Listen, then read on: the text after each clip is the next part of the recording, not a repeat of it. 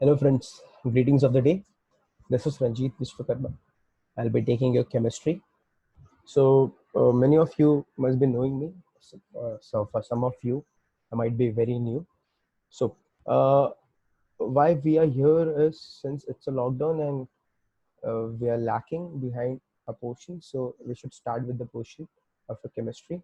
So the first chapter, what we are going to discuss, it's on your display that you know the chapter name. It is solid state.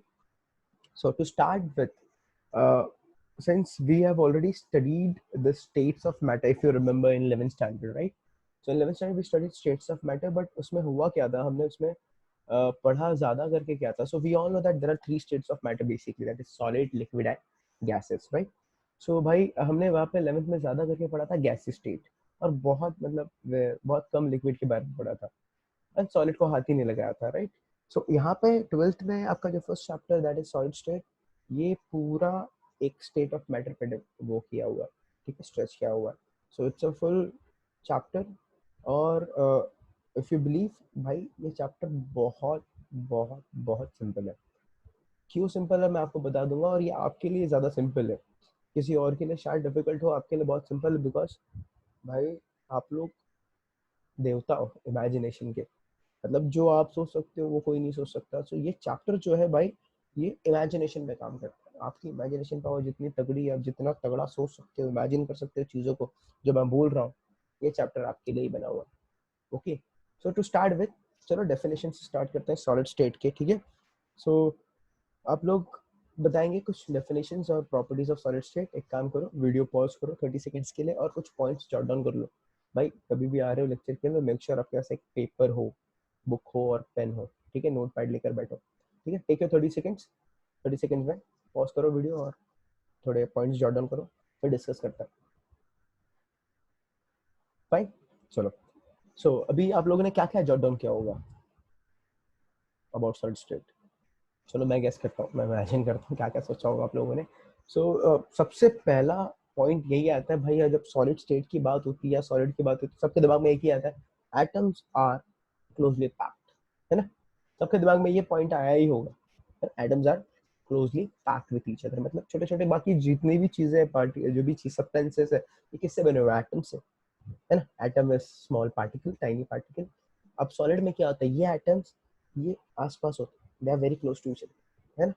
They are very close to each other, tightly packed with each other. ठीक है भाई, एक point तो ये बोल दिया आप लोगों ने। सेकंड पॉइंट क्या बोल रहे हो? तो कुछ लोग भी बोलेंगे sir it has a definite shape and definite volume. कहाँ पढ़ा था? बचपन में पढ़ा था, और अभी भी पढ़ा था, अपने 11th में पढ़ा है, 10th में भी पढ़ा होगा, है ना?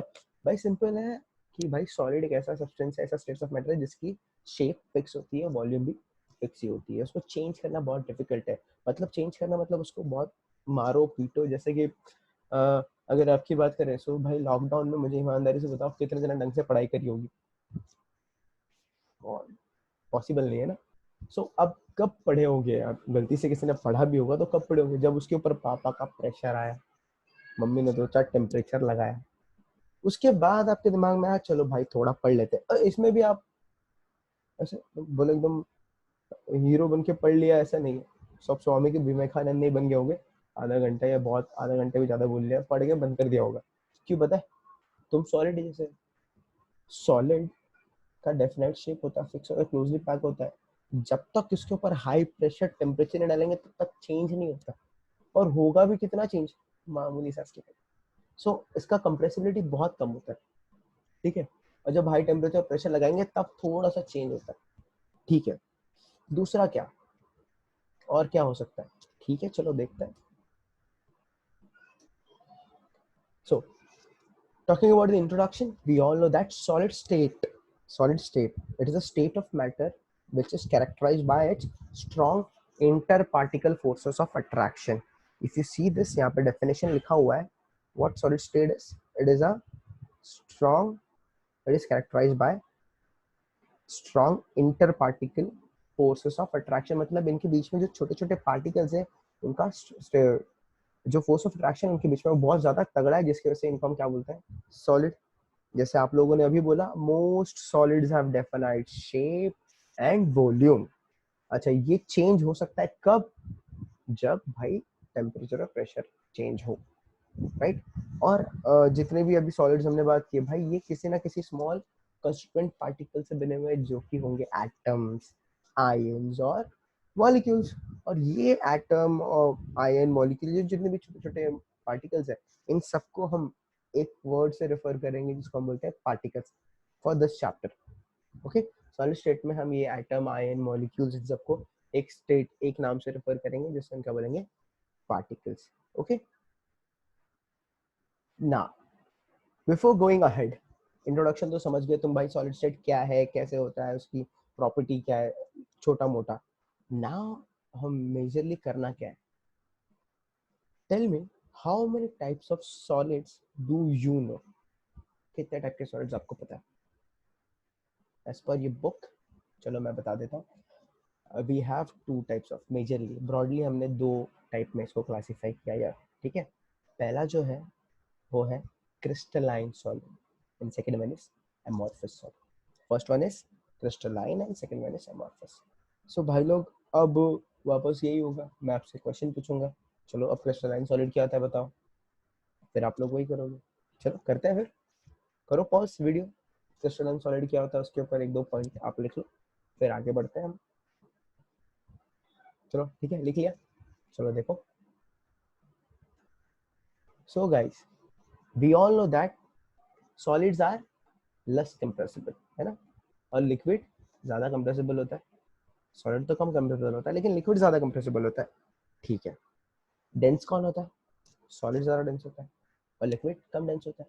सो अकॉर्डिंग टू द स्ट्रक्चर हमने इनको मोटा मोटी दो ब्रॉड टाइप में क्लासिफाई किया है, एक का नाम है क्रिस्टलाइन सॉलिड, दूसरे को हम क्या बोलते हैं, एमोर्फस सॉलिड। अब भाई क्रिस्टलाइन सॉलिड का एक रफ डेफिनेशन दिया हुआ है यहाँ पे आपके स्क्रीन पे, इफ यू कैन सी, दिखा देता हूँ एक मिनट को। ये देख रहे हो, crystalline solid, solid which possess a definite structure, shape, a sharp melting point, and the particles, the constituent particles, they are arranged symmetrically, are called as crystalline। क्या बोल दिया ये, symmetrically arranged, क्या ये, चलो ये तो समझ में आ गया, डेफिनेट स्ट्रक्चर है, हाँ सर, शार्प मेल्टिंग पॉइंट समझ में आ गया। चलो, कॉन्स्टिट्यूएंट अरेंजमेंट ऑफ, क्या ये सिमेट्रिकली, सिमेट्रिकली भाई मतलब होता है क्या, सिमेट्रिकल क्या होता है, सिमिलर, है ना, सिमिलर, यहाँ भी वही, यहाँ भी वही, यहाँ भी वही। सो भाई अगर मैं एक क्रिस्टलाइन सॉलिड की बात करूँ तो क्रिस्टलाइन सॉलिड कुछ ऐसे होते हैं भाई, ये बहुत स्मार्ट लोग होते हैं, ये अपना टाइम टेबल फॉलो करते हैं, एक स्टेप यहाँ लिया तो दूसरा स्टेप नहीं दूर दे देगा, तीसरा स्टेप भी वैसे। सो क्रिस्टलाइन सॉलिड ऐसे होते हैं, दे हैव डेफिनेट स्ट्रक्चर, और उनमें जो पार्टिकल्स होते हैं, जो अरेंजमेंट रहते हैं पार्टिकल्स के, एक पार्टिकल ये है, दूसरा ये है, ठीक है, तो अब थर्ड पार्टिकल जो आएगा वो इनके बीच में जो डिस्टेंस है उतने ही डिस्टेंस और उतनी साइज का होगा, ठीक है। मतलब इनका जो अरेंजमेंट होता है वो प्रॉपर होता है, फिक्स होता है, रैंडम कहीं पे भी अरेंज नहीं हो रहा है हमारी तुम्हारी तरह, ये प्रॉपर लाइन में बैठता है, ठीक है। इसके लिए इनको हम क्या बोल रहे हैं, ये भाई डेफिनेट स्ट्रक्चर होता है, और इतने अच्छे से बैठे हुए हैं तो सबकी मेल्टिंग पॉइंट भी बहुत शार्प होती है। इसके बारे में और डिस्कस करेंगे, अभी तो सिर्फ रफ आइडिया दे रहा हूँ। और जो कंस्टिट्यूएंट अरेंजमेंट है वो बहुत सिमेट्रिकल है इसमें क्रिस्टलाइन सॉलिड में। टॉकिंग अबाउट एमॉर्फस सॉलिड, तो भाई एमॉर्फस सॉलिड को समझने के लिए आप समझ लो कि एक, समझ लो एक लिक्विड है, ठीक है, एक लिक्विड फ्लो हो रहा है। आप एक काम करो, कैमरे से फोटो ले लो, फ्लो तो हुआ लिक्विड आपके कैमरे में आ गया। अब समझ लो वो जो है, वो स्टेट जो कैमरे में आपको फोटो दिख रहा है ना, वो स्टेट को हम एमॉर्फस स्टेट बोलेंगे। मतलब क्या होता है समझ लो, तो लिक्विड मतलब, अब ये जो अमॉर्फस सॉलिड होता है ये एक्चुअली क्या होता है, एक लिक्विड टाइप होता है, सुपर कूल्ड लिक्विड बोल सकते हैं। मतलब लिक्विड को एकदम सुपर कूल्ड कर दिया है, सॉलिड टाइप दिख रहा है, इसको हम बोलते हैं अमॉर्फस सॉलिड, ठीक है। सो अगर मैं डेफिनेशन की बात करूं, यहाँ पे डेफिनेशन लिखा है, the particles of a solid are in a constant motion. यहाँ पे ये जो सॉलिड है, अमॉर्फस सॉलिड, इसके जो पार्टिकल्स है वो कांस्टेंट मोशन में, याद रखना, पार्टिकल, सॉलिड के पार्टिकल, क्रिस्टलाइन सॉलिड के पार्टिकल्स मूव नहीं होते, लेकिन यहाँ पे क्या हो रहा है, particles of liquid are in constant motion. The stop action photograph of a liquid describe the amorphous state। मतलब अगर मैंने उसको एक, समझ लो, फोटो निकाल के दिखाया आपको कि हाँ देख भाई यहाँ पे रुका हुआ दिख रहा है फोटो में, वैसे स्टेट को हम क्या बोलेंगे, amorphous स्टेट, ठीक है। इनफैक्ट अब मैं बोलना चाह रहा हूँ amorphous सॉलिड होता क्या है, it is a super cool liquid, बहुत सिंपल भाषा में, it is a super cool liquid. Okay, now let's move ahead. अब देखते हैं भाई क्रिस्टलाइन सॉलिड के बारे में प्रॉपरली, ठीक है। अब प्रॉपर बात करेंगे क्रिस्टलाइन सॉलिड के बारे में। तो अगर आप देख सकते हो, so we have all the properties, आप jot down all the properties here. अब देखो, और हर एक प्रॉपर्टी को ध्यान से मस्त समझेंगे, ठीक है भाई। सो सबसे पहला पॉइंट क्या बोलता है भाई, सो क्रिस्टलाइन सॉलिड में जो कॉन्स्टिट्यूएंट पार्टिकल्स होते हैं वो क्या हो सकते हैं, या तो एटम हो सकते हैं, या तो आयन होगा, या तो कोई मॉलिक्यूल होगा, है कि नहीं। क्रिस्टलाइन सॉलिड में जो पार्टिकल्स होंगे वो क्या होंगे, कॉन्स्टिट्यूएंट जो पार्टिकल्स होंगे वो या तो एटम होंगे, या तो आयन होंगे, या तो मॉलिक्यूल्स होंगे, ठीक है। दूसरा पॉइंट क्या बोलता है भाई, crystalline solid have sharp melting, बहुत शार्प मेल्टिंग पॉइंट है। शार्प मेल्टिंग पॉइंट का मतलब समझो भाई, अगर मैं आपको शक्कर दे रहा हूँ, नमक दे रहा हूँ, या कुछ ऐसा क्रिस्टल दे रहा हूँ, आप देखो सारा क्रिस्टल एक टेम्परेचर पे आते ही एक साथ मेल्ट हो जाता है। ऐसे नहीं कि यहाँ का पहले मेल्ट हो रहा है फिर यहाँ का मेल्ट हो रहा है वहाँ का, ऐसे नहीं, अलग अलग मेल्ट होता है, सारा एक ही पॉइंट पे आके क्या हो जाएगा, मेल्ट हो जाएगा, ठीक है। It has flat faces, proper flat faces है उसके, उनके एजेस एकदम शार्प होते हैं, शार्प एजेस होते हैं, ठीक है। और क्या होता है, और वापस हमने वही पॉइंट लिखा है, देखो, it has well developed form and usually arranged symmetrically.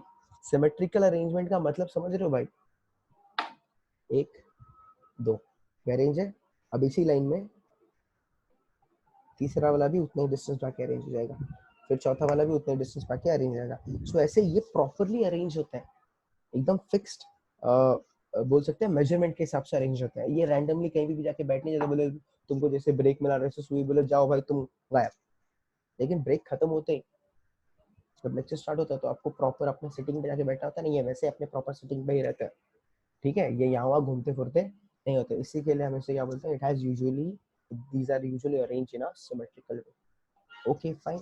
और इसी को हम बोलेंगे it has definite and order arrangement, इसे हम एक और रेफर क्या कर सकते हैं, it is definite and it is orderly arranged, और इतना अच्छे से अरेंज हुआ और ये लंबा तक जाता है, ठीक है। मतलब पार्टिकल्स प्रॉपरली अरेंज्ड है और लंबी दूरी तक अरेंज है, इसके लिए हम इसे क्या बोलेंगे, it is definite and the order arrangement of the constraint x tends over a large distance, इसके लिए हम इसे बोलेंगे long range order, that's why we will call it long range order. If you can see here, it is long range order. अच्छा, अब भाई, अब सबसे बेस्ट पॉइंट आने वाला है यहाँ पे, जो सुनते हैं आप लोग, भाई ये क्या बोल दिया आपने। सो अगर मैं देखूं, if you read this point, all crystalline substances except those having cubic structure are anisotropic, है, ये क्या है, all crystalline substance except those having cubic structure are anisotropic, मतलब क्या, जितने भी क्रिस्टलाइन सब्सटेंसेस है सिर्फ क्यूबिक स्ट्रक्चर वाले क्रिस्टलाइन को छोड़ के ये सारे होंगे एनआइसोट्रोपिक। अब ये भाई नई चिड़िया, एनआइसोट्रोपिक क्या होता है, एनआइसोट्रोपिक का मतलब ये होता है, मैं आपको एग्जांपल भी दिखाऊंगा। एनआइसोट्रोपिक मतलब क्या होता है भाई, अगर आप अरेंजमेंट देखोगे, अभी मैंने बोला क्रिस्टलाइन के अरेंजमेंट फिक्स होते हैं, प्रॉपर होती है ना। अगर आप उस अरेंजमेंट के इस साइड जा रहे हो तो आपको कुछ अलग प्रॉपर्टी मिलेगी, आप ये साइड जा रहे हो तो आपको कुछ अलग प्रॉपर्टी मिलेगी, आप क्रॉस जा रहे हो तो उसकी प्रॉपर्टी कुछ अलग ही होगी। प्रॉपर्टीज जैसे क्या, reflective index, electrical conductivity, thermal conductivity, ऐसी प्रॉपर्टीज जो होती है वो डायरेक्शन जैसे चेंज होता है वैसे वो चेंज होती है। इसके पीछे एक एग्जांपल है, मैं आपको दिखाऊंगा, ओके। अब इसको रखो पाक करके। Examples of crystalline solid, what are the examples? Sodium chloride, potassium chloride, sugar, ice, quartz, metals such as gold, copper, कुछ मटेरियल है जैसे कि डायमंड हो गया, ग्राफाइट हो गया, ये सारे क्या है, ये सारे क्रिस्टलाइन सॉलिड है। क्यों, इनकी मेल्टिंग पॉइंट होती है वो बहुत शार्प होती है, और इनका जो पैटर्न ऑफ अरेंजमेंट है, इनके जो कॉन्स्टेंट पार्टिकल से अरेंज है वो प्रॉपरली अरेंज है, ऑर्डरली अरेंज है, सिमेट्रिकली अरेंज है, ओके। नाउ सी दिस, अभी हम एनाइसोट्रॉपिक की बात कर रहे थे, अगर ये देखो आप, if you see this properly, ठीक है, ये देखो, और इसको आप ध्यान से देखो, सो ये देखो, पिंक पिंक पिंक पिंक, उसके बाद ब्लू ब्लू ब्लू ब्लू, ये एक पैटर्न है। अब देखो इस पैटर्न के बाद सारा पैटर्न रिपीट हो रहा है, पिंक वाला वैसे ही रिपीट हो रहा है, प्रॉपर अरेंज है, देखो सेम लाइन में उतने डिस्टेंस पे, फिर ब्लू वाला वापस देखो सेम डिस्टेंस पे अरेंज है, और यही पैटर्न रिपीट हुआ है आगे चल के भी, it has repeated, properly repeat हुआ, ठीक है। ऐसे टाइप के क्रिस्टल को हम क्या बोलते हैं, क्या बोलते हैं, क्रिस्टलाइन सॉलिड। अच्छा अब देखो इसमें भी हमने बोला था एनआइसोट्रॉपिक करके कुछ होता है ना, एनआइसोट्रॉपिक। तो यहाँ पे समझाता हूँ, देखो अगर मैं ए से जा रहा हूँ, ए से, तो एक ही लाइन में सारा, अगर आप देख रहे हो पार्टिकल 2 पिंक कलर का है ना, पूरा पार्टिकल पिंक कलर का है, तो यहाँ पे उसकी जो पार्टिकल 2 की प्रॉपर्टी होगी वो होगी खाली, है ना। यहाँ पे मुझे सिर्फ पार्टिकल 2 की प्रॉपर्टी मिलेगी, ठीक है। चलो अगर मैं सी फॉलो करता हूँ, मैं सी फॉलो करता हूँ, तो सी किस में है, क्या है, पार्टिकल 1। देखो तो सी से जब डी में जा रहा हूँ तो मुझे जो प्रॉपर्टी मिलेगी वो किसकी मिलेगी, सिर्फ पार्टिकल 1 की मिलेगी। चलो ठीक है, अगर मैं ई से जा रहा हूँ एफ तलक, तो यहाँ पे देखो पार्टिकल 2 पार्टिकल 1 पार्टिकल 2 पार्टिकल 1, यहाँ पे मिक्स प्रॉपर्टी मिलेगी। तो मतलब भैया मैं जब भी डायरेक्शन चेंज कर रहा हूँ जाने का आने का, मुझे इनकी प्रॉपर्टी अलग अलग मिल रही है। This thing is called as anisotropic, this property is called as anisotropic property, ठीक है। तो ये क्रिस्टलाइन सॉलिड की होती है, क्योंकि इनका अरेंजमेंट क्या होता है, प्रॉपर और फिक्स्ड होता है। जो एमॉर्फस में नहीं होता, बिकॉज वो रैंडमली अरेंज होती है, तो सारा मिक्स हो जाता है प्रॉपर्टी, तो आपको कहीं पे जो आपको सेम ही मिलेगा प्रॉपर्टी, ठीक है। Okay, now let's come to amorphous solid. अभी हमने क्रिस्टलाइन की प्रॉपर्टी देखी, अब हम प्रॉपर्टी देखेंगे एमॉर्फस सॉलिड की। ओके, सो एमॉर्फस सॉलिड की बात करें, सो भाई प्रॉपर्टी ये है, ये ऑलमोस्ट अगर मैं बोलूँ क्रिस्टलाइन से थोड़ा थोड़ा अपोजिट होता है। तो हमने देखा कि भाई क्रिस्टलाइन सॉलिड में क्या होता है, जो पार्टिकल्स है वो प्रॉपरली ऑर्डरली अरेंज है। यहाँ पे पार्टिकल क्या होंगे, रैंडमली अरेंज होंगे। यहाँ पे पार्टिकल कैसे होंगे, रैंडमली अरेंज, ठीक है। अच्छा अभी हमने क्रिस्टलाइन में देखा भाई they have long range ordered, है ना, बहुत लंबा सेम पैटर्न रिपीट होते जाता है लंबे तक एकदम दूर तक। लेकिन यहाँ पे क्या होता है हमारे पास में, ऐसा नहीं होता। एक तो रैंडमली अरेंज है, ठीक है, दूसरा क्या, रैंडमली अरेंज होने से बट आगे पीछे कैसे भी हो रहा है तो फिक्स पैटर्न नहीं रिपीट हो रहा है, क्योंकि लंबे रेंज तक नहीं जा सकता, ठीक है। लेकिन हाँ ये छोटे रेंज तक जाता है, इसके लिए हम क्या बोलते हैं, they do not have long range ordered structure but they do have a short range order. Okay, now again since they do not have a proper arrangement, they regular arrangement नहीं है, तो भाई इनकी मेल्टिंग पॉइंट जो होगी वो sharp हो ही नहीं सकती ना। कैसा भी किधर भी अरेंज है तो कोई भी कभी भी मेल्ट होगा, प्रॉपर्टी मिक्स हो गई है ना। सो दे मेल्ट ग्रेजुअली, कैसे मेल्ट होता है, ग्रेजुअली धीरे धीरे, पूरा इंटरवल टेम्परेचर। जैसे अगर मैं बोलूँ कि भाई एक पर्टिकुलर सॉलिड है वो मेल्ट हो रहा है एक फिक्स टेम्परेचर पे, लेकिन अगर मैं बता दूँ एक अमॉर्फस सॉलिड है, ठीक है, अगर क्रिस्टलाइन सॉलिड फिक्स टेम्परेचर पे मेल्ट हो रहा है, सारा एक साथ मेल्ट हो जाएगा। अमॉर्फस का ऐसा नहीं होता। लेट्स टेक एन एग्जांपल, तो भाई प्लास्टिक ले लो, प्लास्टिक अगर मैं मेल्ट करना चालू करता हूँ तो भाई पहले वो धीरे धीरे धीरे धीरे सॉफ्ट होगा, सॉफ्ट होते होते तो फिर वो धीरे धीरे इधर का मेल्ट होगा उधर, मतलब वो एक टेम्परेचर स्टार्ट होगा जहाँ से वो सॉफ्ट हो रहा है और जहाँ पे वो पूरा मेल्ट हो जाएगा वो टेम्परेचर। तो ये क्या होगा, एक रेंज ऑफ टेम्परेचर मिल गया, मतलब भाई ये एकदम शार्पली मेल्ट नहीं हो रहा है, लॉन्ग रेंज ऑफ टेम्परेचर पे मेल्ट हो रहा है। तो इसको बोलेंगे it melt gradually over a interval, temperature के इंटरवल पे होता है, ठीक है। तो जब भी आप सॉलिड के अमॉर्फस सॉलिड को हीट करते हो तो वो ग्रेजुअली मेल्ट होता है। दूसरा क्या होगा, वो कंटिन्यूसली क्या होगा, दे सॉफ्ट होगा, सॉफ्ट होने के बाद धीरे धीरे क्या होगा, फ्लो होगा। अच्छा अब इन इस टाइप के सॉलिड को जो अमॉर्फस होते हैं इसे हम आइसोट्रोपिक बोलते हैं। अभी हमने क्रिस्टल में डिस्कस किया, उनको हम बोलते हैं एन आइसोट्रोपिक।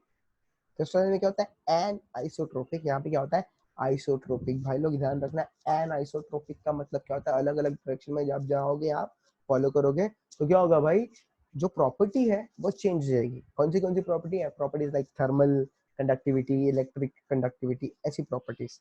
ओके, यहाँ पे क्या हो रहा है अमॉर्फस में, भाई अमॉर्फस में ये हो रहा है दीज सॉलिड्स आर आइसोट्रोपिक। इसका मतलब क्या होता है, इनका रिफ्रैक्टिव इंडेक्स, इनकी कंडक्टिविटी वगैरह ये डिपेंड नहीं करती डायरेक्शन पे, they it is not at all dependent on direction. आप कौन से डायरेक्शन में मेजर कर रहे हो उस पर डिपेंड नहीं होता कि भाई ये रैंडमली अरेंज है, इनका मैग्नीट्यूड हर जगह क्या होगा, सेम ही होगा, ठीक है। कोई भी प्रॉपर्टी कोई भी डायरेक्शन इनको फर्क नहीं पड़ता, इनका मैग्नीट्यूड क्या होगा, फिक्स होगा, वो नंबर आपको फिक्स ही मिलेगा, ठीक है ना। एग्जाम्पल के लिए क्या होता है भाई, अमॉर्फस के एग्जाम्पल्स क्या क्या है, आप बहुत अच्छे से जानते हो, जैसे कि ग्लास हो गया, प्लास्टिक हो गया, रबर हो गया। बेस्ट एग्जाम्पल ग्लास में दे सकता हूँ। देखो ग्लास को जैसे हमने डिस्कस किया था, amorphous solids are super cooled liquid. अगर आप देखो ग्लास को, अगर आपके घर पे ग्लास रखा हुआ, बहुत पुराना ग्लास हो गया, मतलब बहुत सालों से रखा हुआ है, तो देखना है जैसे जैसे आप ईयर्स जाते जाएंगे, आप देखना आपके ग्लास है ना ऊपर से पतला होता जाएगा और नीचे से थिक होता जाएगा। क्यों पता है, उसके अंदर सुपर कूल्ड लिक्विड है। तो क्या होता है, जैसे जैसे टेम्परेचर चेंज होता है, जो लिक्विड होता है धीरे धीरे मेल्ट होकर नीचे आने लगता है, और नीचे आके उसकी थिकनेस बढ़ जाती है और ऊपर वो पतला हो जाता है। This prove that all the amorphous solids are super cooled liquid. Okay, और ग्लास भी क्या है, एक अमॉर्फस सॉलिड है। देखो, इफ यू सी दिस, तो देखो भाई ये है तुम्हारा अरेंजमेंट अमॉर्फस सॉलिड का। देख रहे हो, मतलब कोई पैटर्न नहीं है, कोई भी कहीं पे भी, मतलब कहीं पे भी कोई भी घुस रहा है, पार्टिकल एक वन कहाँ से आ रहा है, पार्टिकल टू कहाँ से आ रहा है, कैसे भी अरेंज हो गया। ठीक है, सो ये होता है तुम्हारा नॉन ऑर्डर अरेंजमेंट या फिर रैंडम अरेंजमेंट आप बोल सकते हो। तो ये देखो, ये लॉन्ग ऑर्डर नहीं जा सकता, ये बहुत शॉर्ट रेंज में ही रह जाएगा। क्लियर है ना? वेरी इंपॉर्टेंट पार्ट, अगर आप देखो ये पार्ट सबसे ज्यादा इंपॉर्टेंट है। सो आइसोमॉर्फिज्म और पॉलीमॉर्फिज्म। आइसोमॉर्फिज्म और पॉलीमॉर्फिज्म की बात करने से पहले भाई, अब हमने देखा कि दो दो टाइप में, दो वेरिएंट पे हमने ब्रॉडली क्लासिफाइड किया है सॉलिड को, क्रिस्टलाइन और amorphous.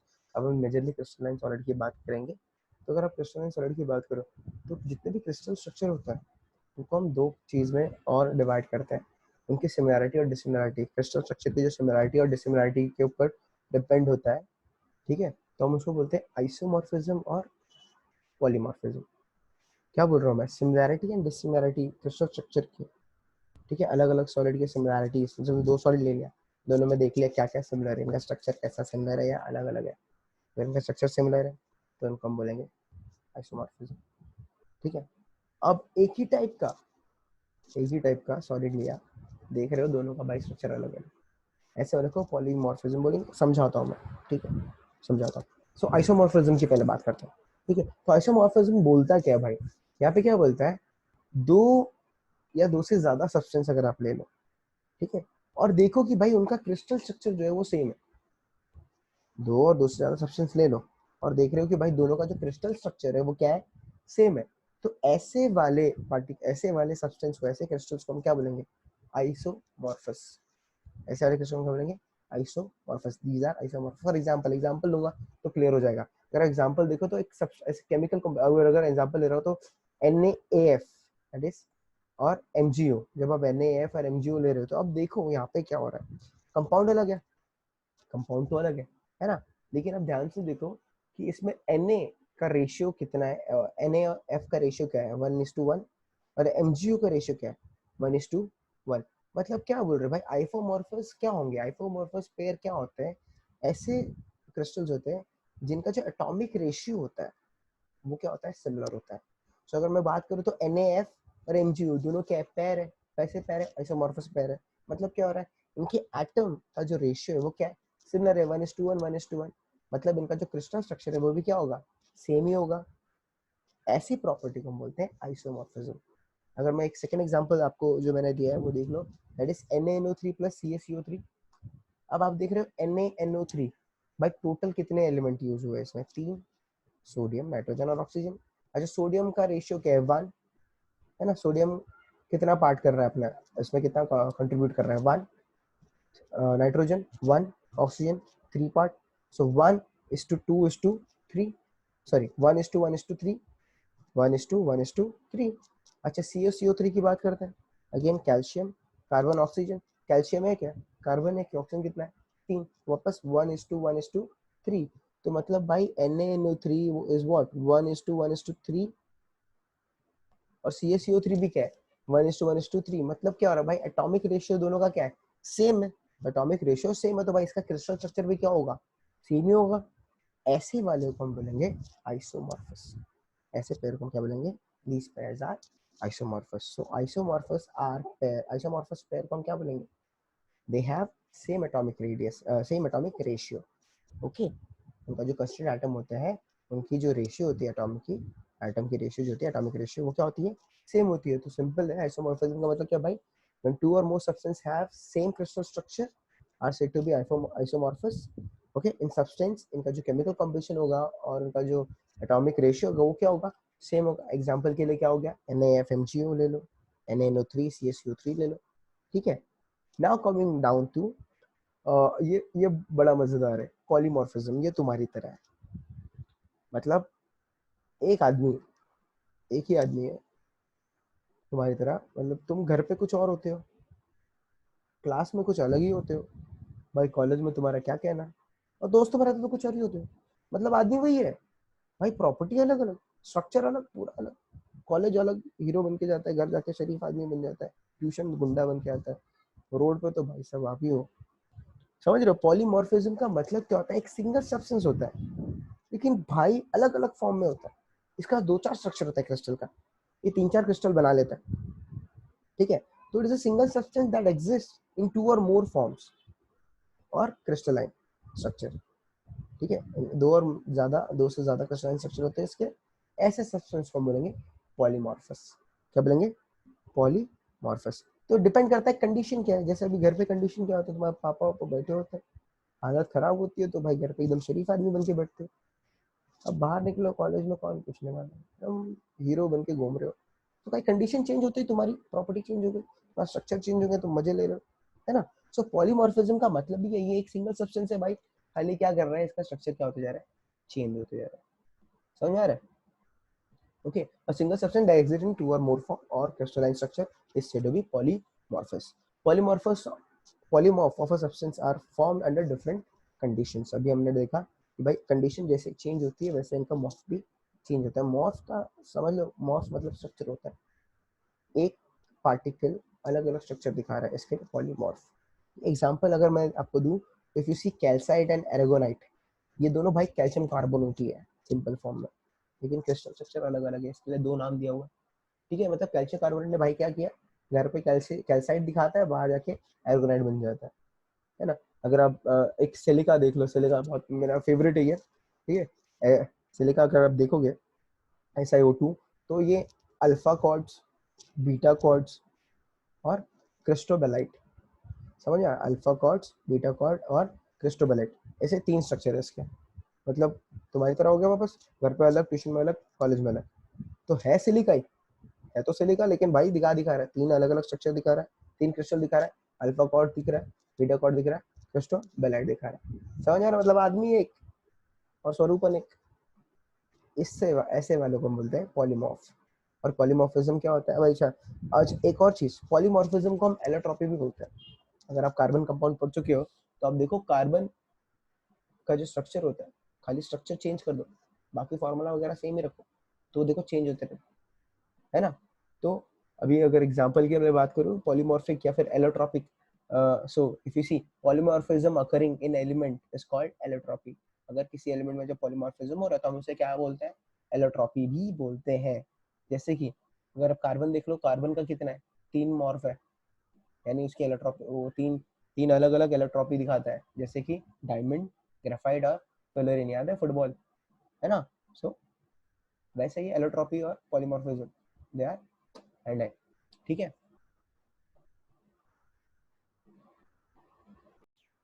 So if you see this thing on screen, अब स्क्रीन पे ये देखो, तो ये एग्जांपल मैंने दिया है अभी, जो हमने देखा कि भाई सिलिकॉन डाइऑक्साइड यानी सिलिका जो होता है, सिलिका कैसे नेचर में कैसे मिलता है, तीन फॉर्म में मिलता है। देखो भले से फॉर्मूला सेम है, केमिकल कंस्टिट्यूएंट सेम है ना, बट स्ट्रक्चर जो है उसका क्रिस्टल का वो अलग अलग है, जैसे कि अल्फा कॉर्ड्स, बीटा कॉर्ड्स और cristobalite. So if you see this is cristobalite, this is alpha quartz and this is beta quartz. कितने डिफरेंट दिख रहे हैं, लेकिन है भाई दोनों, तीनों क्या है, सिलिका ही है ना। ओके, नाउ मूविंग अहेड, अब हम बात करेंगे भाई क्रिस्टलाइन सॉलिड के बारे में। हम किसकी बात करेंगे आप? Crystalline solid, classification crystalline solid का। अब क्रिस्टलाइन सॉलिड को क्लासिफाई कैसे किया? सो अभी क्रिस्टलाइन सॉलिड को हमने और आगे क्लासिफाई किया चार पार्ट्स में, चार कैटेगरीज में।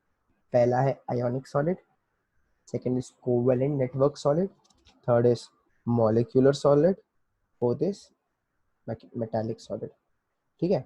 Ionic solid, covalent network solid, molecular solid और मेटालिक।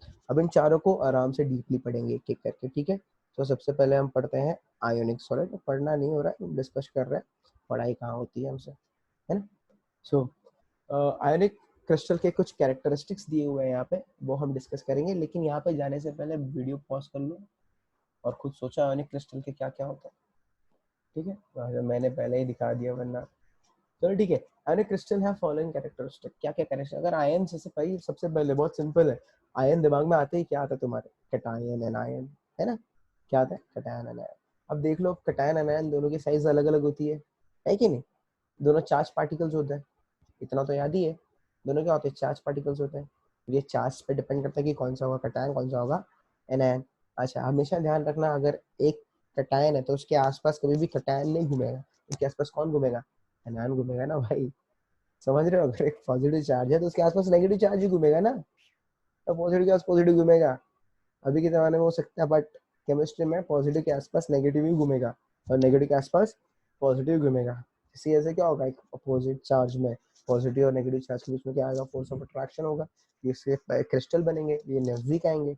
इस फोर्स ऑफ अट्रैक्शन, ये जो फोर्स ऑफ अट्रैक्शन है, इसको इलेक्ट्रोस्टैटिक फोर्स ऑफ अट्रैक्शन बोलते हैं ना, क्योंकि नेगेटिव चार्ज और पॉजिटिव चार्ज जब एक दूसरे को अट्रैक्ट करता है, we call it electrostatic force of attraction. है पॉजिटिवली चार्ज आयन जब एक दूसरे को अट्रैक्ट करेंगे, पुल करेंगे, so this electrostatic force of attraction, जिसकी वजह से एक दूसरे को पकड़ के रखा है ना, आयोनिक क्रिस्टल बना रहा है कि नहीं?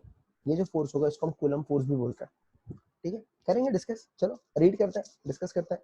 सो प्रॉपर्टीज जो मैंने मेंशन की है यहाँ पे, इनकी जो कैरेक्टरिस्टिक मेंशन की है वो क्या है? सबसे पहला, the constituent particles of ionic crystals are charged ions like cations and anions, and cations and anions they may differ in size, surely they will differ, है। पॉजिटिव चार्ज है, नेगेटिव चार्ज है, तो भाई साइज भी अलग अलग होगा ना। उसमें न्यूक्लियस ज्यादा है, इसमें इलेक्ट्रॉन ज्यादा है। ठीक है, सॉरी, उसमें प्रोटॉन ज्यादा है, इसमें इलेक्ट्रॉन ज्यादा है। ओके, सेकंड पॉइंट क्या बोलता है भाई लोग? Okay, each ion of a given sign of a charge is bonded to ion of opposite charge. भी डिस्कस किया हमने। हर एक आयन जिसको जो चार्ज असाइन किया हुआ है, वेदर इट इज पॉजिटिव और नेगेटिव, वो किसके पास अट्रैक्ट होगा, किससे बॉन्ड होगा भाई? अपोजिट चार्ज से ही होगा ना। आप लोग का भी ऐसे ही है। और ये जो फोर्स है दोनों के बीच में, जो अटैचमेंट का, वो कौन सा फोर्स? Coulomb force.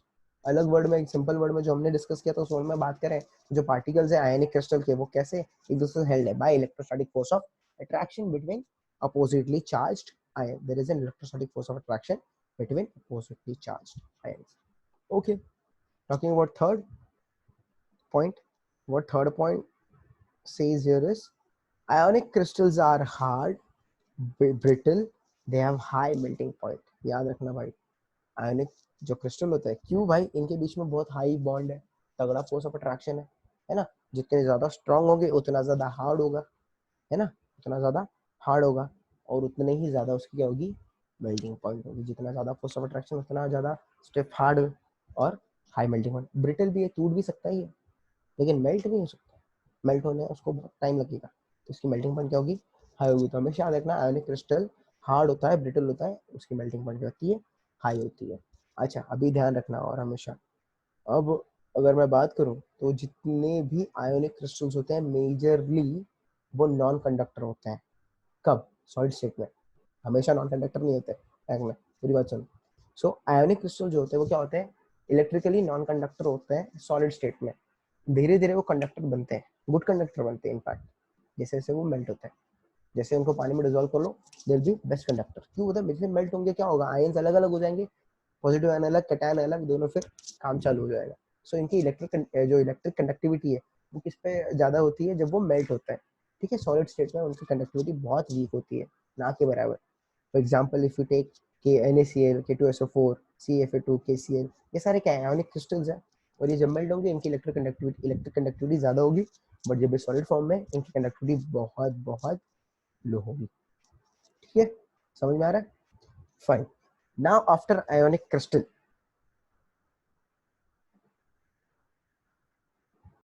चलो भाई अब बात करते हैं कोवेलेंट नेटवर्क क्रिस्टल की। अभी हमने डिस्कस किया था, क्या डिस्कस किया था अभी हमने? अभी हम बात करेंगे लेकिन कोवेलेंट नेटवर्क क्रिस्टल की। सो अब आयोनिक क्रिस्टल्स के बाद आता है कोवेलेंट नेटवर्क क्रिस्टल, और इसके कैरेक्टरिस्टिक मैंने यहाँ पे मेंशन करे हुए हैं। If you can see here. Okay, so अगर बात करें कोवेलेंट, भाई सबसे पहले हम बात करेंगे कोवेलेंट की। कोवेलेंट होता क्या है? What is covalent? हमने बहुत अच्छे से डिस्कस किया था, है ना, और बहुत बहुत मतलब बहुत तगड़ा भी डिस्कशन हुआ था इसके ऊपर, है ना, याद होगा तो कोवेलेंट होता क्या है? सॉरी, कोवेलेंट होता क्या है? सो इसमें क्या होता है? कोवेलेंट मतलब क्या होता है भाई? शेयरिंग करके बनाते हैं ये बॉन्ड। कोवेलेंट क्या होता है? ये बॉन्ड शेयर करके बनाते हैं। सो अगर मैं कैरेक्टरिस्टिक बात करूँ कोवेलेंट नेटवर्क क्रिस्टल की, तो यहाँ पे क्या हो रहा है? यहाँ पे एकदम क्लियरली मेंशन हो रहा है कि भाई एटम्स के बीच में, पार्टिकल्स के बीच में क्या होगा? कोवेलेंट बॉन्ड होगा। क्या होगा? कोवेलेंट बॉन्ड होगा, है ना। तो यहाँ पे जो सॉलिड होगा, कोवेलेंट नेटवर्क सॉलिड जो होता है उनके उनके एटम के बीच में कौन सा बॉन्ड होगा, कोवेलेंट बॉन्ड होगा। दूसरा क्या होता है, अगर कोवेलेंट बॉन्ड है तो भाई ये इनके जितने भी एटम है एक दूसरे से सब जो जुड़े होंगे, कंटिन्यूस सिस्टम इनका जो जुड़ा होगा, कंटिन्यूस बॉन्ड जो होगा वो कौन सा बॉन्ड होगा, कोवेलेंट बॉन्ड, जिसकी वजह से ये एक बहुत रिजिड 3 डायमेंशनल स्ट्रक्चर देता है। इसकी वजह से क्या देगा, rigid 3 dimensional structure. If you see this, the atoms in these crystals are linked by continuous system of covalent bond. Okay, the result is a rigid 3 dimensional network that forms a giant molecule. The entire crystal is a single molecule. ध्यान देना भाई क्या बोल रहा है, अगर आप ये पॉइंट ध्यान से देखो, पॉइंट क्या बोलता है ये वाला, you see this point properly, it says that the atom in these crystals are linked by continuous systems of covalent bond. और जिसकी वजह से क्या होता है, रिजल्ट क्या आता है, हमें एक रिजिड 3 डायमेंशनल नेटवर्क मिलता है, ठीक है। और ये सारे एटम एक दूसरे से लिंक्ड होते हैं और एक मॉलिक्यूल बनता है, और एक मॉलिक्यूल का पूरा क्रिस्टल बन जाता है। So the entire crystal is what, a single molecule, because सारे एक दूसरे को कोवेलेंटली बॉन्ड बना के रखा हुआ है, ठीक है। जिसकी वजह से क्या होता है भाई, ये एकदम रिजिड हो जाता है, स्ट्रांग हो जाता है, स्ट्रक्चर एकदम तगड़ा हो जाता है। तुम देखो हाथ में हाथ पकड़ के सब झुंड बना के खड़े हो जाओ, तुमको कोई तोड़ नहीं पाएगा भाई, रिजिड हो जाते हैं, स्ट्रांग हो जाते हैं, ठीक है। नेटवर्क तुम्हारा बड़ा हो जाता है और बहुत हार्ड हो जाता है। और भाई इनफैक्ट ये दुनिया की सबसे हार्डेस्ट चीज बोल सकते हो आप, ठीक है, ये सबसे हार्डेस्ट कंपाउंड हो सकता है जब ये ऐसा होगा। और भाई कंप्रेसिबल होना तो मुश्किल है, इतना हार्ड हो जाता है कि कंप्रेस कर ही नहीं सकते, इट्स क्वाइट डिफिकल्ट, जिसकी वजह से इसकी जो मेल्टिंग पॉइंट और बॉइलिंग पॉइंट है वो भी हाई हो जाती है। जितना हार्ड, जितना स्ट्रांग बॉन्ड होगा उतनी उसकी मेल्टिंग और बॉइलिंग पॉइंट भी क्या होती है, हाई होती है। हमने बहुत बहुत बार डिस्कस किया है।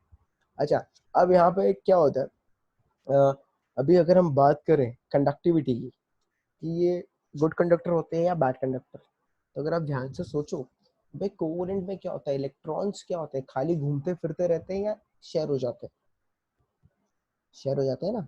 जब इलेक्ट्रॉन शेयर हो जाएंगे, बॉन्ड बनाने में आ जाएंगे, तो घूमेगा फिरेगा कौन, कोई है अवेलेबल घूमने फिरने के लिए, नहीं। जब कोई घूमने फिरने के लिए अवेलेबल ही नहीं है तो कंडक्टिविटी कौन करवाएगा। आपको पता है कि भाई कंडक्शन में सबसे ज्यादा काम, जो मेजर रोल है भाई, मतलब अल्टीमेट रोल किसका, इलेक्ट्रॉन का ही होता है। जब यहाँ पे इलेक्ट्रॉन तो भाई इन्वॉल्व हो गया किसमें, कोवेलेंट बॉन्ड फॉर्म करने में, तो वो तो मोबाइल है ही नहीं। इससे से क्या होगा, जो कोवेलेंट सॉलिड्स होते हैं वो क्या होता है, पुअर कंडक्टर होता है इलेक्ट्रिसिटी के और साथ ही साथ हीट के। समझ में आ रहा है। एग्जाम्पल अगर आप देखो, एग्जाम्पल के लिए क्या हो जाएगा आपका, जैसे एग्जाम्पल, एग्जाम्पल में आ गया तुम्हारा डायमंड,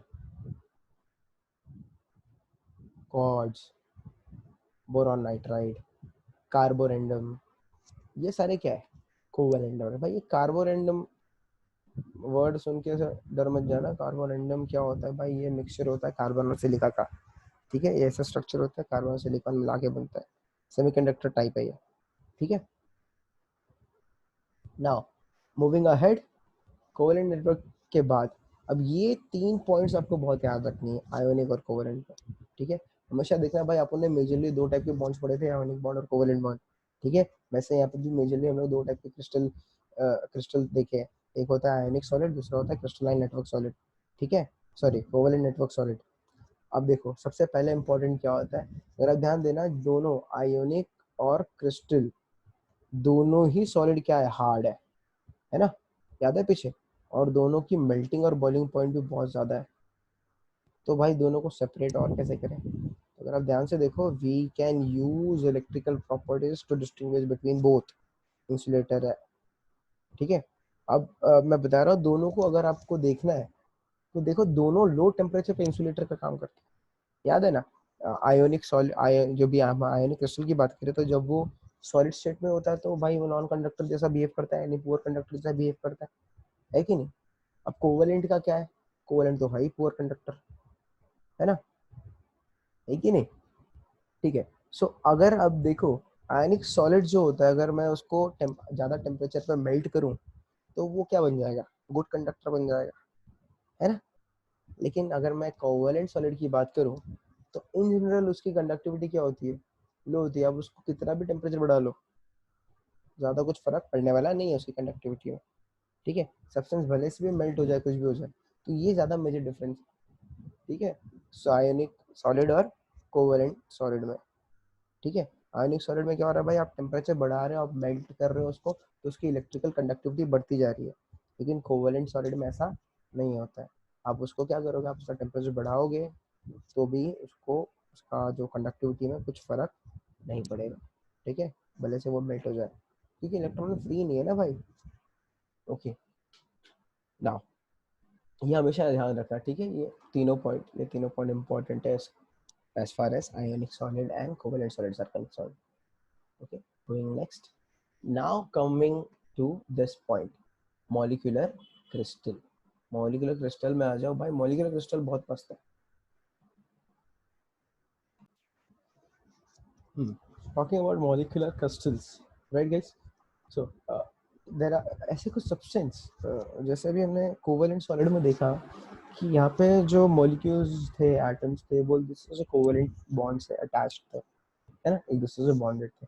यहाँ पे क्या होता है, जो पार्टिकल्स होते हैं मॉलिक्यूलर सॉलिड में, या तो मॉलिक्यूल होंगे या तो एटम होंगे, ठीक है, इनके बीच में कोई स्ट्रॉन्ग फोर्स नहीं होता, इनके बीच में कोई स्ट्रॉन्ग बॉन्ड नहीं होता।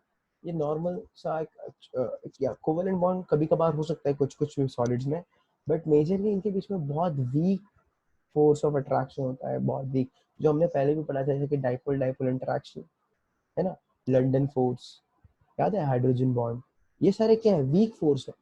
तो मॉलिक्यूलर क्रिस्टल में क्या होता है, जो पार्टिकल्स होते हैं उनके बीच में जो फोर्स ऑफ अट्रैक्शन होता है वो बहुत ज्यादा स्ट्रांग नहीं होता, बहुत वीक होता है, छोटा छोटा होता है। तो सब्सटेंस जैसे कि Cl2 हो गया, CH4 हो गया, H2 हो गया, CO2, O2, ये सारे सब्सटेंस जब इनको हम सॉलिडिफाई करते हैं, इनका जब सॉलिड बनाते हैं, तो ये क्रिस्टल, ये एक मॉलिक्यूलर क्रिस्टल बनाते हैं। सब्सटेंस जैसे कि होगा तुम्हारा Cl2, CH4, H2, CO2, O2, जिनमें वीक कोवलेंट बॉन्ड हो, या फिर हाइड्रोजन बॉन्डिंग हो, या फिर लैंडेन फोर्स, या फिर वैंडरवाल्स फोर्स हो, डाइपोल डाइपोल इंटरेक्शन हो, ऐसे बॉन्ड्स, ऐसे मॉलिक्यूल जिनमें ये सारे बॉन्ड्स होते हैं, इनको जब मैं सॉलिडिफाई करता हूँ तो जो मॉलिक्यूल बनता है, ठीक है, ये जो क्रिस्टल बनेगा, उस क्रिस्टल को मैं बोलूंगा मॉलिक्यूलर क्रिस्टल। अभी जितने भी ऑर्गेनिक क्रिस्टलाइन कंपाउंड होता है, वो सब भी मॉलिक्यूलर सॉलिड में आएंगे, ठीक है, we will consider them as a molecular solid. Now talking about the characteristic या फिर प्रॉपर्टी हम बात करें, तो क्या बोल रहे हैं भाई, constituent particles of molecule solids are either molecule और atoms, ठीक है, सेम सब्सटेंस होना जरूरी है भाई, ठीक है। now the bonds within the molecules are even either covalent, इसमें क्या हो सकते हैं, कोवेलेंट बॉन्ड होता है, अभी हमने डिस्कस किया था, कोवेलेंट बॉन्ड में ही weak dipole dipole dipole interaction देखा था, लंडन फोर्स देखा था, ये सब किसके पार्ट है, कोवेलेंट के एक पार्ट है ना। So the bond within the molecules are covalent. The molecules are held together by various intermolecular force of attraction. जैसे कि dipole dipole interaction, weak dipole dipole interaction, कैसे मॉलिक्यूल्स में डाइपोल डाइपोल इंटरेक्शन वीक होगा, जैसे कि HCl, H2O, SO2, इन सब में क्या है, they have permanent dipole moment, इसमें क्या है, परमानेंट डाइपोल मोमेंट है, और ये तो क्या होता है, वीक ही होता है ना। तो ये जब मॉलिक्यूल बनेंगे, इनका क्रिस्टल जब बनेगा सॉलिडिफिकेशन के बाद, तो ये कैसा क्रिस्टल बनाएंगे, मॉलिक्यूलर क्रिस्टल ही बनाएंगे। ओके, ना वेरी वीक डिस्पर्शन फोर्स या फिर लंडन फोर्स, अगर आप देखो तो second point is very weak dispersion और लंडन फोर्सेस, ये किस में होंगे, वीक डिस्पर्शन और लंडन फोर्स हमने पढ़ा था, ये किस में होते हैं, नॉन पोलर मॉलिक्यूल्स में, याद है, किस में होते हैं, नॉन पोलर मॉलिक्यूल्स, मॉलिक्यूल जैसे कि तुम्हारा मीथेन हो गया, H2 हो गया, इन सब में क्या होगा, कौन सा फोर्स होगा, लंडन फोर्स होगा। ओके, अभी ये सारे फोर्सेस जो वीक डिस्पर्शन फोर्स है, ये गैसेस, ये अपने अगर आप बात करो आर्गन या फिर नियॉन की, इनमें भी होते हैं, ये सब्सटेंस यूजुअली कौन से फर्स्ट स्टेट में होता है, गैसेस स्टेट में होते हैं, रूम टेम्परेचर पे। ना talking about third weak force जो है, वो इंटरमोलिकुलर जो फोर्स है वो है हाइड्रोजन बॉन्ड। जब दो सब्सटेंस या फिर दो एटम के बीच में, ठीक है, जो हाइड्रोजन बॉन्ड होता है, तो भी वो भी बहुत वीक बॉन्ड होता है, ठीक है। तो जैसे कि H2O ले लिया तुमने आइस फॉर्म में, ठीक है, अमोनिया ले लो, HF ले लो, या फिर देयर आर सेवरल, तो इनके बीच में जो इंटरमोलिकुलर बॉन्डिंग है वो कौन सी है, हाइड्रोजन बॉन्ड है। तो ये भी जब भी क्रिस्टल बनाएंगे, ये कौन सा क्रिस्टल बनाएंगे, मॉलिक्यूलर क्रिस्टल ही बनाएंगे। ओके, कमिंग नेक्स्ट, तो इसके वजह से जो इनके बीच में जो वीक कोवेलेंट बॉन्ड है, इसके वजह से इनकी प्रॉपर्टी भी अलग अलग होती है, बिकॉज जो बॉन्ड है वो बहुत वीक होता है, तो ये बहुत हार्ड नहीं हो सकता, ये सॉफ्ट होता है, ये क्या होता है, सॉफ्ट होता है। अगर ये सॉफ्ट होंगे तो इनकी मेल्टिंग और बॉइलिंग पॉइंट भी क्या होगी, ज्यादा होगी, नहीं ये भी लो होगी। और कंडक्टिविटी, चलो दिखाता हूँ मैं आपको। सी, so because of weak intermolecular attractive forces, molecular solids are usually soft substance with low melting point, ठीक है। और ये क्या होंगे भाई, बहुत पुअर कंडक्टर होता है, ठीक है। these are poor electrical conductor and they are good insulators। समझ में आ रहा है क्या हो रहा है, बिकॉज भाई क्या हो रहा है, बॉन्ड इतना स्ट्रांग नहीं है, टूट जाता है, तो कंडक्टिविटी हो ही नहीं सकती ना। therefore these are what, these solids are poor electrical conductor and they are good insulators। okay, understood। okay guys, so after molecular crystal let's talk about the next type which is metallic। ठीक है, अब हम बात करेंगे metallic bond की, metallic crystal की, ठीक है। अभी मेटालिक क्रिस्टल क्या होता है देखो। तो मेटालिक क्रिस्टल्स क्या होते हैं भाई, ये ऐसे क्रिस्टल्स होते हैं जिनमें जो एटम्स होते हैं मेटल होते हैं, ठीक है। इनमें जो मेटल्स होंगे वो सेम मेटालिक एलिमेंट से, जब जब जब बहुत सारे जो एलिमेंट्स मेटल के एलिमेंट से एक साथ आ जाएंगे, ओके, उनको एक साथ बॉन्ड करके आप रख लोगे, तो ऐसे क्रिस्टल्स को हम क्या बोलेंगे, metallic crystals। So ये अगर if you read the definition which I've given you here, so these are the crystalline solids formed by atoms of same metallic elements held together by a metallic bond, है ना। अब metallic bond की बात करना पड़ेगा भाई, ये तो definition बोल दिया है इसमें। सबसे पहले हमें समझना पड़ेगा ये metallic bond क्या होता है ना। so अगर आप देखो metallic bond कैसे क्या होता है, तो अगर समझाता हूँ मैं, तो समझ लो एक क्रिस्टल है, ठीक है, और सॉलिड मेटल का क्रिस्टल है। अच्छा, अभी हमें पता है कि भाई वैलेंस इलेक्ट्रॉन होता है मेटल में, है ना। तो जो इलेक्ट्रॉन होते हैं ना वो डीलोकलाइज होते हैं पूरे क्रिस्टल में, मतलब यहाँ से वहाँ दौड़ते रहते हैं, दौड़ते रहते हैं। जैसे घर में एक छोटा बच्चा तुम्हारे घर में दिन भर यहाँ से वहाँ दौड़ता रहेगा, है ना। तो अगर एक एक सॉलिड मेटल है, उसके जो वैलेंस इलेक्ट्रॉन है वो क्या होता है, डीलोकलाइज होते रहता है पूरे क्रिस्टल में, यहाँ से कभी यहाँ से निकल के वहाँ, यहाँ से निकल के वहाँ, वहाँ से निकल के वहाँ। तो जब भी एक मेटल एक वैलेंस इलेक्ट्रॉन अपने एटम को छोड़ के निकलेगा, बाहर जाएगा, तो यहाँ पे क्या बचेगा, पॉजिटिव चार्ज, जो क्या करेगा, दूसरे को अट्रैक्ट करेगा, तो दूसरा इलेक्ट्रॉन से जब करके इधर आएगा। तो ऐसे क्या हो रहा है, पॉजिटिव इलेक्ट्रॉन जंप करता है, पॉजिटिव बनाता है, वो दूसरा इलेक्ट्रॉन आ जाता है, इसको स्टेबल करता है फिर, तो ये रिपीट होते रहता है। समझ में आ रहा है। तो क्या हो रहा है, मेटल के आयंस बनते जा रहे हैं। सॉलिड मेटल में जब वैलेंस इलेक्ट्रॉन डीलोकलाइज होगा पूरे क्रिस्टल में, तो पीछे क्या कर रहा है, पॉजिटिवली चार्ज मेटल आयन छोड़ते जा रहा है, ठीक है। इसके लिए मेटल जो मेटालिक क्रिस्टल होता है उसको यूजुअली क्या बोलते हैं, ये एक ऐसा अरेंजमेंट है, एक ऐसा अरेंजमेंट है जिसको जिसमें हमने क्या किया है, पॉजिटिव आयन, क्या किया हमने, एक पॉजिटिव आयन को हमने एक नेगेटिवली चार्ज, मतलब यानी कि इलेक्ट्रॉन समझ लो, है ना। हमने पॉजिटिव आयंस को क्या कर दिया है, इलेक्ट्रॉन की नदी में छोड़ दिया है, इलेक्ट्रॉन्स की नदी में, जो घूमती हुई इलेक्ट्रॉन की नदी है उसमें छोड़ दिया है। मतलब क्या हो रहा है, हमने क्या किया है, ये मेटेलिक बॉन्ड क्या बनता है, कैसे बनता है। अभी हमने देखा कि भाई एटम्स होते हैं, मेटल के जो भी एटम्स है सब अरेंज है। कैसे अरेंज होता है, क्यों अरेंज होता है, बिकॉज इसमें जो वैलेंस इलेक्ट्रॉन होते हैं यहाँ से जंप करता है और पूरे क्रिस्टल भर घूमता है। जैसे ही यहाँ से निकलेगा क्रिस्टल घूमेगा, तो यहाँ पे कौन सा चार्ज डेवलप हो जाएगा भाई, पॉजिटिव चार्ज, तो ये दूसरे वाले इलेक्ट्रॉन को तरफ पुल करेगा। तो ऐसे ही ये इलेक्ट्रॉन एक दूसरे, एक यहाँ से वहां, वहां से वहां भागते जा रहे, भागते जा रहे, और पॉजिटिव चार्ज छोड़ते जा रहे पीछे। फिर दूसरा आता है, जंप करता है। तो इससे क्या हो रहा है भाई, पॉजिटिव चार्ज और इलेक्ट्रॉन के बीच में बॉन्ड फॉर्म हो रहा है, जिसकी वजह से ये एक दूसरे के पास नजदीक है और क्रिस्टल फॉर्म कर रहा है ना। और ये जो बॉन्ड बनता है, ये जो बॉन्ड बनता है पॉजिटिव आयन और इलेक्ट्रॉन में, ये जो इंटरेक्शन होता है कैटायन और मोबाइल इलेक्ट्रॉन में, मतलब पॉजिटिव चार्ज को क्या बोलेंगे हम, कैटायन, और जो इलेक्ट्रॉन घूम रहा है ना, इन दोनों के बीच का जो बॉन्ड बनता है, अट्रैक्शन बनता है, इसे हम बोलते हैं मेटालिक बॉन्ड। समझ में आ रहा है। तो मैं वापस एक डेफिनेशन रीड कर रहा हूँ मेटालिक क्रिस्टल का, ध्यान देना।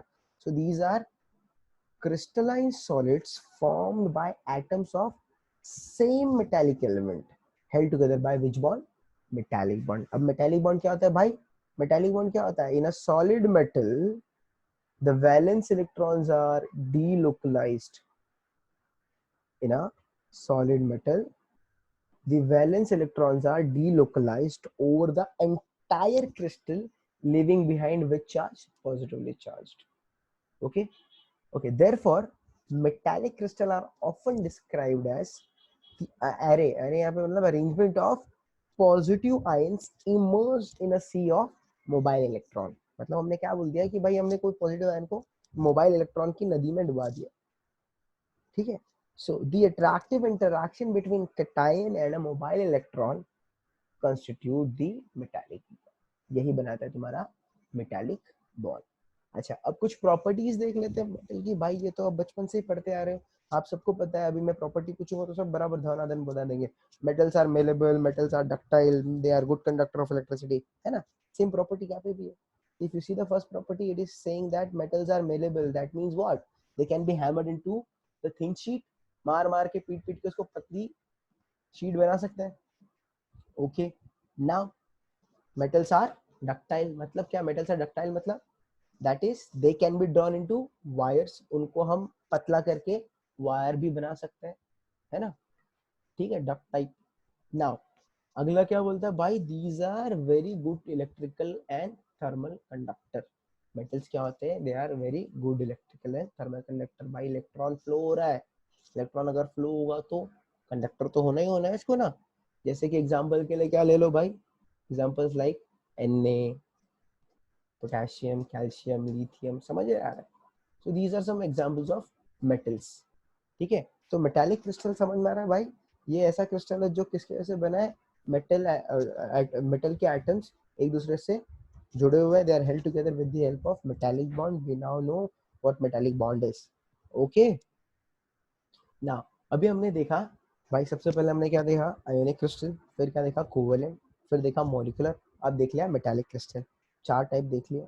अब इसको एक समराइज करते हैं, ठीक है. तो अगर आप देखो ये नेक्स्ट टेबल अगर आपको जो दिख रहा है, ये टेबल आपको बताएगा, ठीक है. This table is very important, ठीक है. अगर आप देखो सो यहाँ पे मैंने प्रॉपर्टीज को मैंने नहीं मतलब आपकी बुक में ही था ये. सो प्रॉपर्टी और यहाँ पे टाइप्स ऑफ सॉलिड्स लिखा हुआ है और यहाँ पे उनकी प्रॉपर्टी लिखी हुई है, ठीक है. तो यहाँ पे आप इजीली समराइज कर सकते हैं. सो अगर मैं बात करूँ ionic solid, covalent solid, molecular solid और मेटालिक सॉलिड और पार्टिकल्स ऑफ यूनिट सेल, मतलब इसमें क्या क्या पार्टिकल है जो सेल बनाते हैं, कैसे पार्टिकल्स क्या करते हैं? सेल बनाते हैं. So if we talk about ionic solid, क्या बना रहे? Cations and anions. Ionic solid कौन बनाता है? कैटायंस और anions. If we talk about covalent solids, covalent solid कैसे बनते हैं? Covalently bonded atoms. ऐसे एटम जो कोवेलेंटली बॉन्डेड है, वो एटम जब सेल बनाएंगे तो उस सेल को हम क्या बोलेंगे? उस सॉलिड को हम क्या बोलेंगे? Covalent solid. ओके, अब टॉकिंग अबाउट मॉलिक्यूलर सॉलिड, अभी हमने देखा कि भाई मॉलिक्यूलर सॉलिड क्या हो सकता है? मोनोएटॉमिक भी हो सकता है और पॉलीएटॉमिक भी हो सकता है ना. यहाँ पे क्या होता है? एटम्स भी हो सकते हैं, ग्रुप ऑफ एटम भी हो सकते हैं, और ये दोनों एक दूसरे से बात करेंगे, फोर्स की बात करेंगे. थर्ड, मेटालिक सॉलिड में बात करें तो यहाँ पे जो पार्टिकल्स होंगे वो कौन होंगे? एक तो मेटालिक आयन और दूसरा क्या? सी ऑफ इलेक्ट्रॉन्स, है ना. मेटालिक पॉजिटिव आयन और सी ऑफ इलेक्ट्रॉन. ओके, नाउ अब बात करते हैं भाई तीनों चारों सॉलिड में जो इंटर पार्टिकल फोर्स है, इंटर पार्टिकल फोर्स है वो कौन सा होगा? तो अभी हमने देखा भाई आयोनिक सॉलिड में कौन सा फोर्स होता है? इलेक्ट्रोस्टैटिक फोर्स होता है. कोवेलेंट सॉलिड में कौन सा फोर्स होगा? कोवेलेंट बॉन्ड होगा, ठीक है. मॉलिक्यूलर सॉलिड में कौन सा फोर्स होता है जो पार्टिकल्स को एक साथ बॉन्ड करके रखता है? वीक होता है, याद है ना. लंडन फोर्स होगा, या तो डाइपोल डाइपोल इंटरेक्शन होगा, या तो क्या होगा? हाइड्रोजन बॉन्ड होगा. मेटालिक सॉलिड की तो बात अभी की हमने. मेटालिक सॉलिड में कैसे फोर्सेस होंगे? Inter particle. मेटालिक बॉन्ड होगा. मेटालिक बॉन्ड क्या होता है? It is an interaction between cation and mobile electrons, mobile valence electron. याद है ना. Okay, now talking about the hardness. अगर हम हार्डनेस की बात करें तो आयनिक सॉलिड बहुत हार्ड और ब्रिटल होता है, ठीक है. कोवेलेंट सबसे ज्यादा हार्ड होता है. मॉलिक्यूलर सॉलिड क्या होता है? सॉफ्ट होता है, क्योंकि भाई फोर्स ऑफ अट्रैक्शन वीक है ना. मेटालिक सॉलिड का क्या है भाई? It is variable. ये सॉफ्ट से हार्ड तक जाता है डिपेंडिंग ऑन दी मेटल, ठीक है, उनके बीच का attraction interaction. Okay, now talking about melting point. Melting point की बात करें तो आयनिक सॉलिड क्या होता है? हार्ड होता है, ब्रिटल होता है, तो उसका मेल्टिंग पॉइंट भी हाई होगा. तो मेल्टिंग पॉइंट उसका जो रेंज करता है वो क्या करता है? 600 degree Celsius to 300 degree Celsius. If you talk about covalent solid, भाई ये उससे ज्यादा हार्ड है, इसकी मेल्टिंग पॉइंट और ज्यादा होगी, है ना. तो इसकी मेल्टिंग पॉइंट कहाँ रेंज करती है? 1200 degree Celsius to 4000 degree Celsius. What about molecular solid? भाई ये तो वीक है, गरीब आदमी है, तो उसकी मेल्टिंग पॉइंट बहुत लो होती है. It ranges from -272 degree Celsius to 400 degree Celsius. What about metallic solid? भाई इसका रेंज बहुत लंबा है. इसका रेंज बहुत लंबा है। रेंज क्या है? -39 degree Celsius to 3400 degree Celsius. This is what is their melting point. Now let's talk about thermal and electrical conductivity. Thermal और इलेक्ट्रिकल कंडक्टिविटी की बात करें तो हमने बताया, हमने देखा था भाई आयनिक सॉलिड अगर सॉलिड फॉर्म में हो तो उसकी कंडक्टिविटी क्या होती है? बहुत पुअर होती है। जब वो मेल्ट हो जाता है तो it is a good conductor, right? So see, poor electrical conductor in solid state, good conductor when melted और dissolve in water. What about covalent? Covalent तो भाई है ही पुअर कंडक्टर। हाँ, उसमें भी एक्सेप्शंस है भाई। Do you remember graphite? तो graphite is a good conductor of electricity. Diamond is good conductor of heat. ठीक है, ये दो एक्सेप्शंस है। Talking about molecular solid, poor conductor होगा भाई, फोर्स ऑफ अट्रैक्शन है ही नहीं, कोवेलेंट बॉन्ड है ना? Poor conductor of heat and electricity. What about metallic solid? Very good conductor, है ना? वैलेंस इलेक्ट्रॉन भाग रहा है वहाँ, है ना? तो very good conductor of heat and electricity. अगर मैं बात करूँ आयोनिक सॉलिड के एग्जांपल्स की, तो एग्जांपल क्या आएगा? NaCl, CaF2, है ना? आयोनिक एग्जांपल्स हो गए। कोवेलेंट बॉन्ड की बात करूँ तो तुम्हारा डायमंड और सिलिका। मॉलिक्यूलर सॉलिड की बात करें तो water, ice, H2O, benzoic acid. Metallic solid में क्या होगा? मेटल्स ही होंगे। Na का सॉलिड हो गया, स्ट्रक्चर हो गया, Mg हो गया, कॉपर हो गया, गोल्ड हो गया। ठीक है, now I want you all to do a small homework. जिस होमवर्क में क्या होगा, you should remember all this property. आप ये प्रॉपर्टीज लिखोगे प्रॉपरली, ठीक है? और आप क्रिस्टलाइन सॉलिड और एमॉर्फस सॉलिड का प्रॉपर डिस्टिंग्विश करोगे, प्रॉपर नोट्स बनाओगे डिस्टिंग्विश का, इसका क्रिस्टलाइन सॉलिड और एमॉर्फस सॉलिड विद एग्जांपल्स। और ये प्रॉपर्टीज जो हमने अभी डिस्कस की, ये प्रॉपर्टीज आप प्रॉपर लिखोगे, ठीक है? And you will show me. Make sure you right this property of crystalline solid. 2-3 बार लिख लो, प्रैक्टिस कर लो, याद हो जाएगा। सिंपल है, आपको खाली याद ये समझ में आ गया कि भाई पार्टिकल्स क्या है और कौन सा फोर्स है, बाकी प्रॉपर्टी तो आप खुद से कर सकते हैं। Okay fine, thank you guys, hope I will see you soon next lecture में। इसके आगे का करेंगे। Fine, thank you so much. अच्छा, और होमवर्क कर लो भाई, होमवर्क कर लो, कल तक मुझे होमवर्क दिखा देना। और दूसरा क्या है, आप चाहिए तो आप होमवर्क व्हाट्सएप पर मुझे शेयर कर लो, आई चेक इट। कोई डाउट होगा तो प्लीज पिंग करो मुझे, ठीक है? परेशान करो, आई विल बी हैप्पी। परेशान करोगे तो चलो बाय।